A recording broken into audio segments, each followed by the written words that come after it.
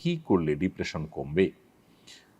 Depression থেকে রক্ষা পাওয়ার জন্য আমাদের একটা শর্ট ভিডিও আছে ইউটিউব এবং ফেসবুকে, আপনি সেটা দেখে নিতে পারেন। সেখানে আমরা কোরআন হাদিসের আলোকে কিছু পরামর্শ দিয়েছি। প্রথমত, আল্লাহ বলেছেন, আল্লাহ বিযিকরিল্লাহি তাতমাইন্নুল কুলুব। আল্লাহ তাআলার জিকির এটা মানুষ অন্তরকে প্রশান্ত করে। বিধায় অন্য ব্যস্ততা কমিয়ে আল্লাহর সাথে একান্ত যোগাযোগ বাড়ানো, আল্লাহর স্মরণ, আল্লাহর জিকির এটা বৃদ্ধি করা, এটা হবে আপনার ডিপ্রেশন দূর করবার অন্যতম উপায়।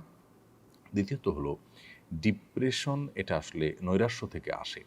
আল্লাহর প্রতি বিশ্বাস যদি কারোর প্রগাঢ় হয়, আল্লাহ রহমান রাহমিন, আল্লাহ সব কিছু করতে পারেন, এই বিশ্বাস যদি কারোর থাকে, তাহলে তার মধ্যে ডিপ্রেশন কাজ করতে পারে না। বিধায় আমাদের ঈমান, আমাদের আল্লাহর প্রতি বিশ্বাস, আস্থা, এগুলো যদি আমরা বাড়াতে পারি, ইনশাআল্লাহ ডিপ্রেশন কমে যাবে। অর্থাৎ ঈমান এবং তাকওয়ার চর্চা বাড়াতে হবে। তৃতীয়ত, ইস্তেগফার।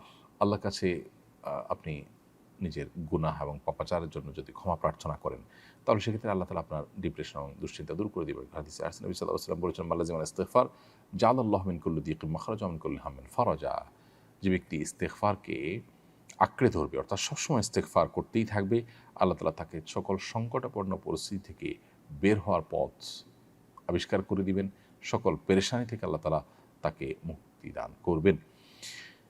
এর পাশাপাশি চতুর্থ যে বিষয়টি বলতে চাই, তা হলো দুরূদ পাঠ করা। বেশি বেশি দুরূদ পাঠ করলে সেটাও আমাদের দুশ্চিন্তা, পেরেশানি, ডিপ্রেশনকে দূর করবে ইনশাআল্লাহ। কারণ দুরূদের মাধ্যমেও সেটি হবে বলে হাদিসে রয়েছে।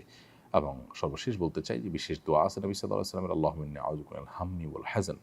আল্লাহ আপনার কাছে টেনশন, ডিপ্রেশন, দুশ্চিন্তা থেকে পানা চাই। এই দোয়াটা বেশি করে পড়বেন। ইনশাআল্লাহ আল্লাহ তাআলা আপনাকে হেফাজত করবেন।